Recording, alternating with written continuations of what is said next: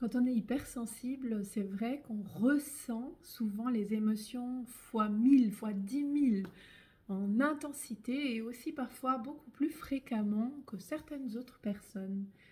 Et ça peut être à la fois mais génial parce que la joie, elle est décuplée par rapport à quelqu'un d'autre peut-être.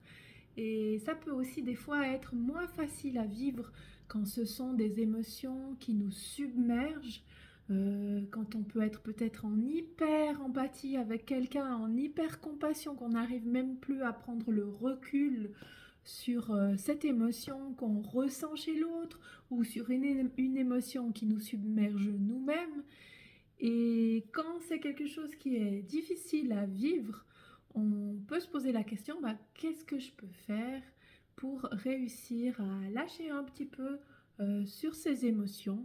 Et on tombe peut-être parfois dans une espèce de désir de gérer les émotions comme de s'en couper, comme de lever un tapis, les mettre dessous, comme de la poussière parce qu'on ne veut pas faire le ménage et baisser le tapis. Et pourtant, les émotions, ça vient nous apporter un message. On dit, et c'est pas pour rien, on dit que les émotions, c'est le moteur de l'action. Donc si on ne veut pas les écouter, parce qu'on en a trop, parce qu'elles nous embêtent, parce qu'elles nous empêchent de réagir, alors justement, on va avoir des besoins latents qui sont pas remplis et on va pas agir dans la bonne direction, pas forcément agir dans la bonne direction.